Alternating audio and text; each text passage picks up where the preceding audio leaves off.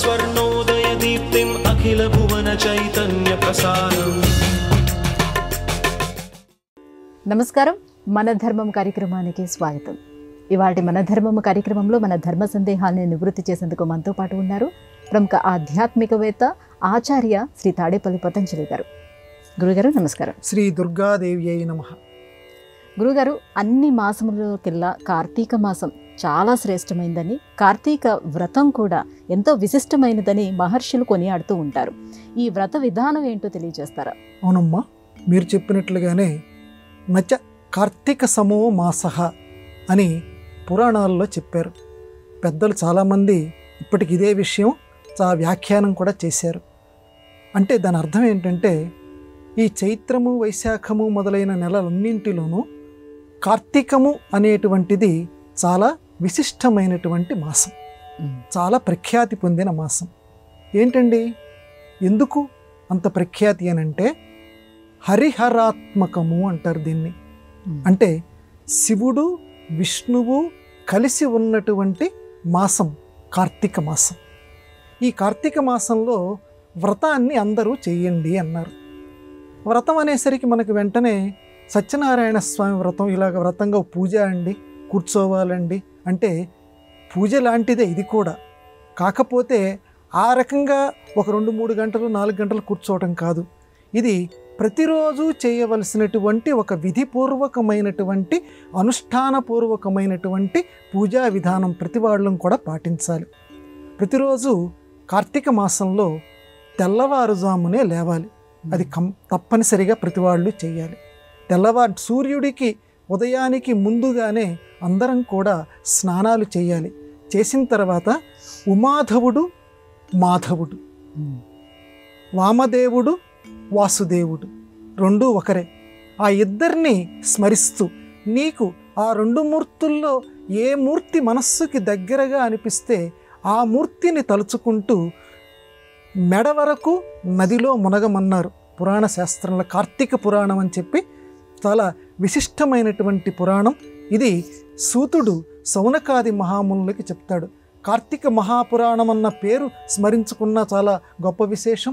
అందులో ఉన్నటువంటి ప్రతి అధ్యాయాన్ని ప్రతిరోజు కూడా ఈ కార్తీక వ్రత విధానంలో ప్రతి వాళ్ళు చదువుకోవాలి. అందులో మొట్టమొదటి రోజులో మొదటి అధ్యాయంలో ఈ వశిష్ఠుడు జనక మహారాజుకి చెప్తాడు. జనకుడు దగ్గరికి వశిష్ఠుడు ఒక యజ్ఞం చేయటానికి వచ్చి నాకు సహాయం చేయమని అడిగితే, అలాగేనండి మీరు అడిగితే నేను కాదంటానా, నాకు కొన్ని సందేహాలు ఉన్నాయి, అన్నిటిలోకి చాలా గొప్పదేది, అన్ని నెలల్లోకి చాలా గొప్పదేది చెప్పమంటే ఇందాక నేను చెప్పినటువంటి జవాబు వశిష్ఠుడు జనకుడికి చెప్తాడు. కనుక ప్రతి వాళ్ళం కూడా మనం అందరం కూడా ఈ కార్తీక మాసంలో శివారాధన విష్ణువారాధన, కార్తీక దామోదరుడిగా ఆ విష్ణువుని తలుచుకుంటూ ప్రతి వాళ్ళం తప్పనిసరిగా చేయవలసిన ఇంకొక కృత్యం ఏంటంటే గ్రంథ పఠనం చేయమన్నారు, పురాణ పఠనం చేయమన్నారు. భారతమా భాగవతమా రామాయణమా దేవీ భాగవతమా ఏదో ఒక గ్రంథం తీసుకొని ఈ 30 రోజుల్లోనూ ఆ గ్రంథం పూర్తయ్యేటట్లుగా ఒక ప్రణాళిక నిర్మించుకొని ఇతరులకి నువ్వు చెప్తే అది చాలా మంచి ఫలితాన్ని ఇస్తుంది. లేదా ఎవరు వినేటువంటి వాళ్ళు లేరు అనుకుంటే మనంతట మనమే ఇంట్లో కూర్చొని ఆ గ్రంథం చదివితే చక్కటి ప్రయోజనం మనకి సిద్ధింపచేస్తుంది. స్నానము దీపము కార్తీక వ్రతంలో చాలా ప్రధానం. దీపం వెలిగించటం సాయం సంధ్యల్లో తప్పనిసరిగా దీపారాధన ఇంట్లోనూ చేసుకోవాలి. గుడికి వెళ్ళి అక్కడ దీపారాధన చేసిన తర్వాత స్వామిని దర్శిస్తే ఇంకా విశిష్టమైనటువంటి ఫలితం వస్తుందని కార్తీక మాస ఈ వ్రత మహిమలో చెప్పారు. కనుక నేను సూక్ష్మంగా ప్రధానమైనటువంటి విధి నియమాలు చెప్పాను. ఈ రకంగా తమకు చేతనైనంత వరకు స్నానం ప్రతి వాళ్ళని చేయగలము, అలాగే పుస్తకం చదవటం ప్రతి వాళ్ళని చేయగలము, దీపం వెలిగించడం ప్రతి వాళ్ళని చేయగలము. కాబట్టి ఈ మూడింటిని తప్పనిసరిగా ప్రతి వాళ్ళు ఆచరించి ఈ కార్తీక వ్రత పుణ్యాన్ని సముపార్జించెదరుగాక. గురుగారు, శివపురాణం ప్రకారం శివ పంచాక్షరి మహామంత్రాన్ని 1,000,000 సంవత్సరాలైనా పూర్తిగా వర్ణించలేమని చెబుతారు. ఎందుకని? ఈ మంత్రంలో దాగి ఉన్నటువంటి దివ్య శక్తి ఏంటి? అద్భుతం అమ్మా, మంచి ప్రశ్న అడిగారు. కార్తీక మాసంలో శివారాధన, కార్తీకము అంటే కృత్తికా నక్షత్రంతో పౌర్ణమి నాడు ఉన్నటువంటి నక్షత్రం కాబట్టి చంద్రుడికి దగ్గరగా కార్తీక మాసం అంటాం. ఆ కుమారస్వామి గారి యొక్క తండ్రి గారైనటువంటి శివుడికి సంబంధించినటువంటి పంచాక్షరి అందరికీ చాలా ప్రసిద్ధమైనటువంటి మంత్రం. అది ఎన్ని సార్లు చదివితే ఇందాక మీరు అన్నారే కోట్ల కోట్ల సంవత్సరాలు అంత పుణ్యాన్ని అది మనకు సముపార్జిస్తుంది. అయితే అర్థం తెలుసుకొని చదవండి. కేవలం నమశివాయ అంటే ఫలితాన్ని ఇస్తుంది. అర్థం తెలుసుకొని చదివితే ఇంకా విశిష్టమైనటువంటి ఫలితాన్ని ఇస్తుంది. ఏమిటండి అందులో ఉన్నటువంటి అర్థం ఏమిటి అని అంటే, దాన్ని ఒక చలనచిత్ర గీతంలో ఒక సినీ కవి కూడా అద్భుతంగా దాని అర్థాన్ని కూడా చెప్పారు. పురాణాల్లో ఏది రాసి ఉందో దాన్ని ఇంకా పరిచితంగా సామాన్యులకు అందుతుంది కాబట్టి దాని వివరణ మనం చేసుకుందాం. నయన తేజము నకారం. ఆ శివుడి యొక్క ఆ కంటి అంటే మూడవ కంటి యొక్క ఆ తేజస్సు ఉన్నదే అది జ్ఞానాగ్ని అంటారు. ఆ జ్ఞానాగ్ని మనకి చేరాలి అనంటే నయన తేజం ఈ నమశివాయ మంత్రాన్ని చదువు. అందులో నా అనేటువంటి అక్షరం నీకు అటువంటి జ్ఞానాన్ని ప్రసాదిస్తుందని వేదం చెప్తోంది. అలాగే మకారం మనోనిశ్చయం. రోజు కనుక పంచాక్షరీ మంత్రాన్ని మనం చదువుతూ ఉంటే మనలో మనోనిశ్చయం పెరుగుతుంది. మనస్సు యొక్క చాంచల్యతని ఆ పంచాక్షరీ మంత్రం పోగొడుతుంది. అలాగే మూడోది చక్కగా శోధన మొత్తం చేస్తే మనశ్శోధన ఇదంతా కూడా అది శికారం మనకు పోగొడుతుంది. అట్లాగే మొత్తం వాంఛితార్థం మనం ఏది కోరుకుంటే అది మనకి లభింపచేస్తుంది ఆ వకారం అనేటువంటి అక్షరం. అలాగే యా అనేటువంటి అక్షరం అది యోచన, మొత్తం ఆలోచనలు, మన ఆలోచనలన్నింటినీ కూడా సక్రమమైన దారిలో పెడుతుంది ఆ యకారం అనేటువంటి అక్షరం. కాబట్టి మనం ప్రత్యేకంగా నాదం జపించలేం, సంగీత శాస్త్రజ్ఞులం కాము, భయపడకు అంటున్నాడు పరమశివుడు ఈ పంచాక్షరి మంత్రం ద్వారా.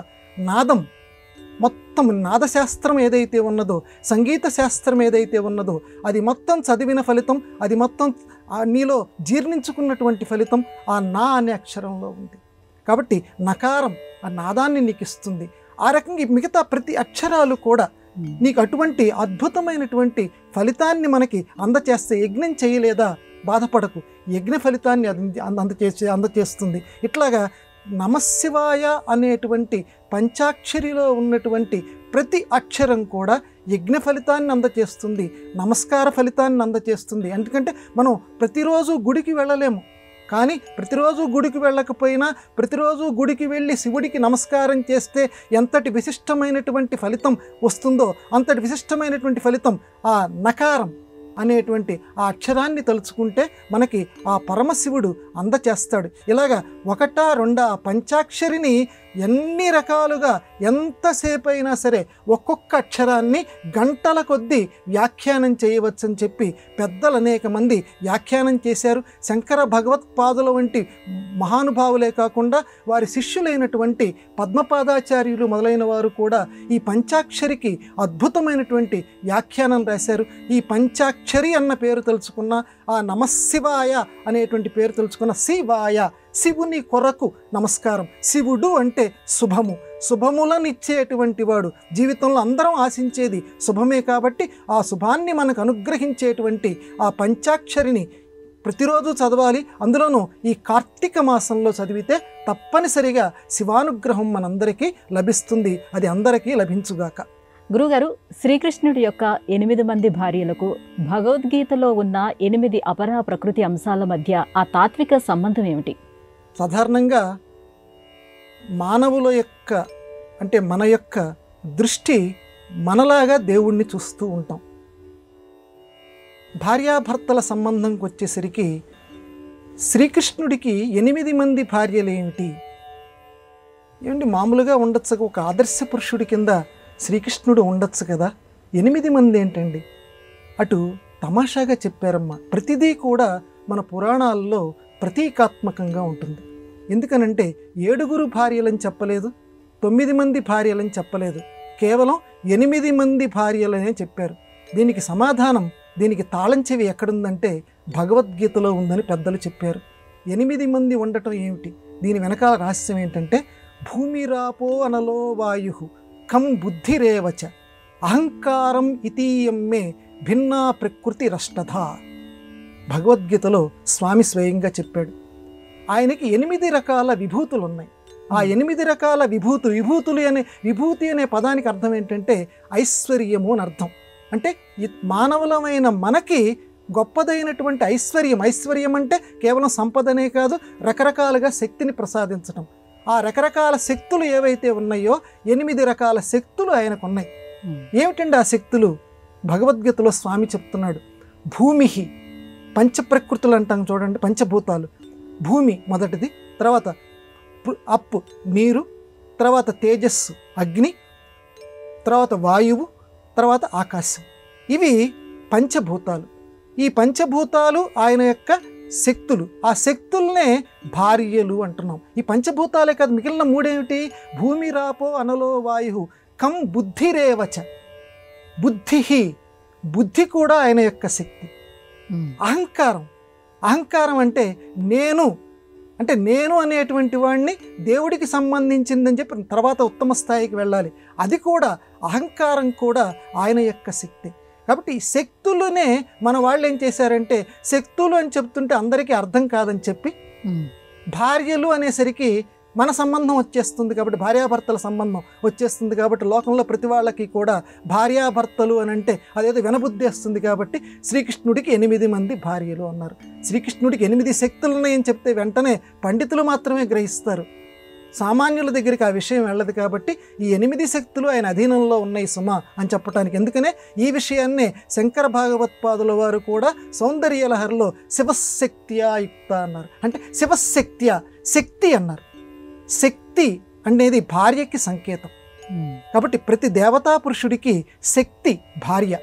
కాబట్టి మనలాగా ఆయనకి భార్యాభర్తల సంబంధాలు దేవుళ్ళకి ఉండవు. కేవలం వాళ్ళ యొక్క శక్తుల్నే మనం భార్యల కింద చెప్తాం. అందువల్ల ఎట్టి పరిస్థితుల్లోనూ శ్రీకృష్ణుణ్ణి ఒక మామూలు విలాస పురుషుడిగా మనలాగే 8 మంది భార్యలు ఉన్నాడలాగా చెప్పుకుంటే అది మహాపాపం అవుతుంది. అందులోనూ కార్తీక మాసం ఆ విష్ణువారాధన చేస్తున్నాం. ఆ 8 శక్తుల్ని స్మరించుకుంటూ ఆ 8 శక్తులు మనందరికీ ఈ భూగోళానికి మేలు చేయాలని శ్రీకృష్ణ పరమాత్మ ఆ కార్తీక దామోదరుడు ఆ రకంగా అనుగ్రహించాలని కోరుకుందాం. గురువుగారు, దీపం జ్యోతి పరబ్రహ్మ అని ఎందుకంటారు? దీని అంతరార్థం ఏమిటి? కార్తీక మాసంలో వరుసగా మనకి కార్తీక మాసానికి సంబంధించిన విశిష్ట ప్రశ్నలు వస్తున్నాయి. దీపం జ్యోతి పరబ్రహ్మ. పరబ్రహ్మ అనే శబ్దం కొంచెం చదువు ఉన్నటువంటి ప్రతి వాళ్ళకి చిరపరిచితమైనటువంటిది. ఎందుకని? గురుర్బ్రహ్మ గురుర్విష్ణుర్ గురుర్దేవో మహేశ్వర గురు సాక్షాత్ పరబ్రహ్మ తస్మై శ్రీ గురవే నమః. అక్కడ పరబ్రహ్మ పరంబ్రహ్మ అని పదం వస్తుంది మనకి. అంటే గురువే బ్రహ్మ, గురువే శివుడు, గురువే విష్ణువు, ఈ ముగ్గురికి కలిసినటువంటి విశిష్టమైనటువంటి ఈ ముగ్గురికి అతీతమైనటువంటి ఏ శక్తి అయితే ఉన్నదో పరబ్రహ్మ. అతనికి నేను నమస్కారం చేస్తున్నాను. అక్కడేమో గురువునేమో పరబ్రహ్మ అన్నావు, మరి ఇక్కడికి వచ్చేసరికి దీపము యొక్క వెలుగుని పరబ్రహ్మ అంటున్నావు. అంటే 2 వేరువేరా? మనకి 2 వేరువేరుగా మనకి కనిపిస్తూ ఉంటాయి. నిజానికి దీపము గురువు ఈ ఇద్దరూ కూడా ఒకటే.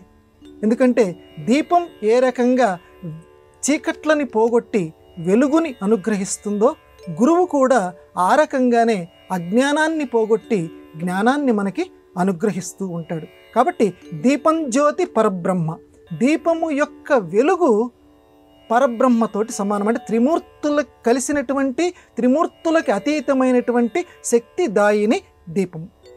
ఎందుకని దీపానికి అంత విలువండి? దీపంలో పరబ్రహ్మ ఉన్నాడు కాబట్టి జ్యోతి వెలిగించటము, ఆ జ్యోతి యొక్క కాంతి. ఎందుకని దీపం అంత గొప్పది అని అంటే, ఆ మట్టి ప్రమిదలో వెలిగేటువంటి దీపం చాలా ప్రశస్తమైనటువంటిది. ఏమిటండి ఆ మట్టి ప్రమిద అంటే? మట్టి ప్రమిద జీవులమైన మనకి ప్రతీక. నిరంతరం మన ఎదురుకుండా కూర్చొని పాఠం చెబుతుంటుందట దీపం మనకి, ఆ గురువుగారు. ఆ మట్టి ప్రమిద జీవులమైన మనకి ఆ గుర్తు. అలాగే అందులో వెలుగుతున్నటువంటి ఆ ఒత్తి ఉన్నది చూడండి, అది మన లోపల ఉన్నటువంటి అహంకారం. నేనే ఇది పని చేస్తున్నాను, నేనే ఇది మాట్లాడుతున్నాను, నా వల్లే ఇది అని మన లోపల ఏదైతే ఇంగ్లీష్ పరిభాషలో చెప్పాలంటే యుగో ఉన్నదో అది ఒత్తిటమ్మ. దాన్ని పేని, అందుకని దాన్ని పేని ఒత్తి కింద చేస్తాం. జీవులమైన మనలో ఆ ప్రమిదలో ఆ అహంకారాన్ని ఒత్తి కింద చేసి అగ్ని అనేటువంటి జ్ఞానాన్ని అంటిస్తాం. అగ్ని అనేటువంటి జ్ఞానం, ఈ అహంకారం మీద, ఈ మాయ మీద అగ్ని అనేటువంటి జ్ఞానం ఎప్పుడైతే వెలుగుతుందో వెంటనే అది మంట ప్రారంభించి మొత్తం అది లోపల ఉన్నటువంటి అహంకారం మొత్తాన్ని దహించి వేస్తుంది.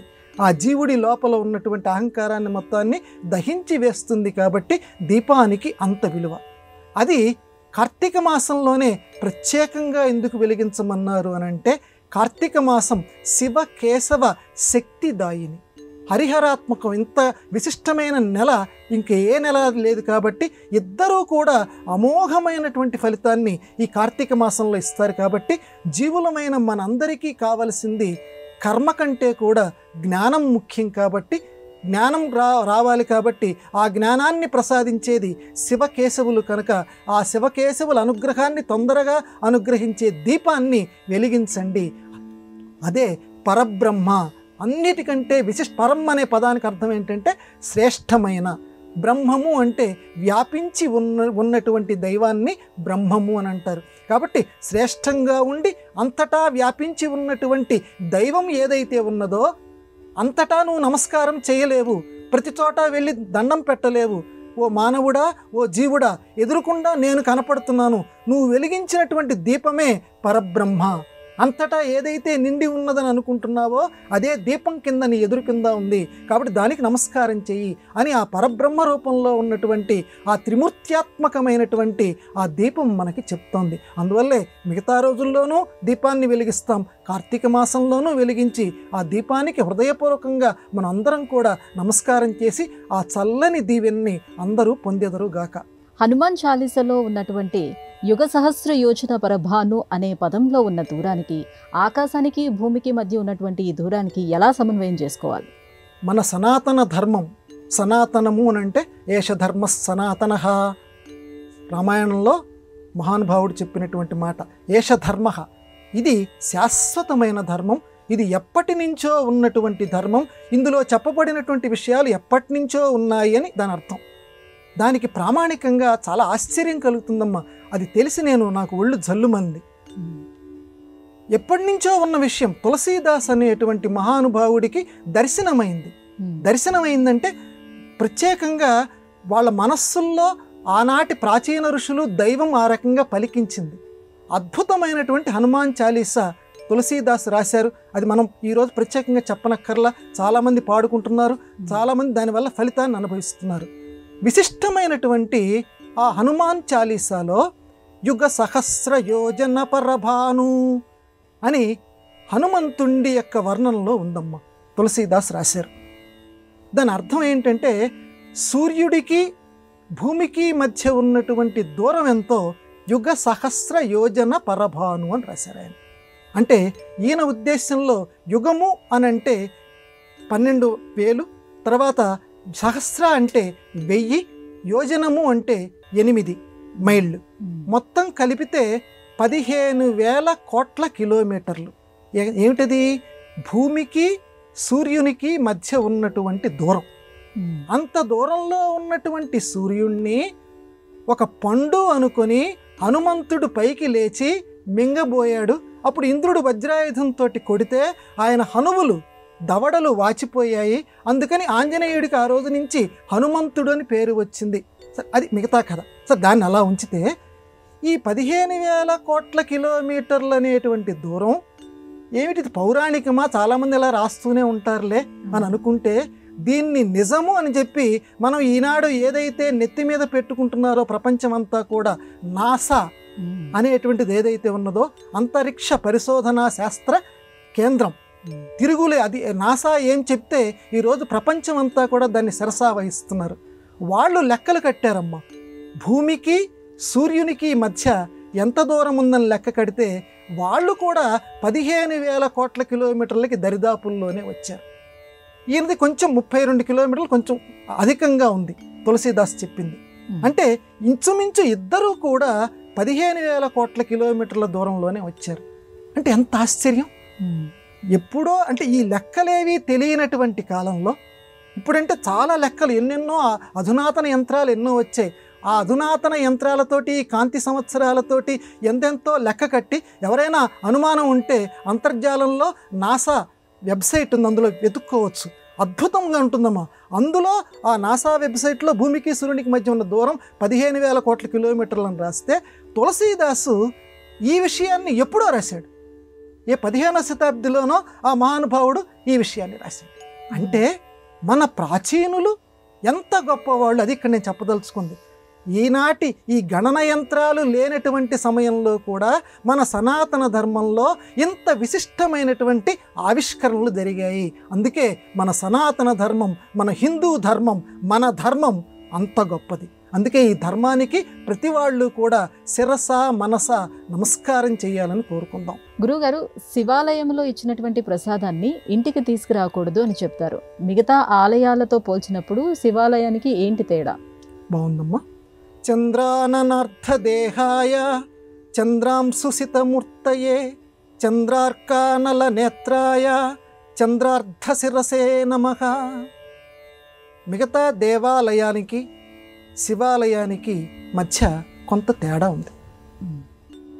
మిగతా దేవాలయాలన్నీ కొంత అంగరంగ వైభోగంగా ఉంటుంటాయి. శివాలయం వాటితో పోలిస్తే అంత గొప్పగా ఉండదు. మిగతా దేవాలయాలకి వెళితే కొంచెం మన జీర్ణక్రియకి సహకరించేటువంటి రుచికరమైన కొన్ని పదార్థాలు లభిస్తాయి. శివాలయంలో ఆ శివుని యొక్క విభూతి ఏనంటే ఐశ్వర్యం లభిస్తుంది. అయితే మిగతా దేవాలయాలకి శివాలయాలకి ఉన్నటువంటి ప్రత్యేకమైన తేడా ఏంటంటే నిర్మాల్యం మిగతా దేవాలయాల నుంచి ఇంటికి తీసుకురావచ్చు, ప్రసాదం మిగతా దేవాలయాల నుంచి ఇంటికి తీసుకురావచ్చు. శివాలయానికి వెళితే మాత్రం నిర్మాల్యాన్ని ఇంటికి తీసుకొని రాకూడదు.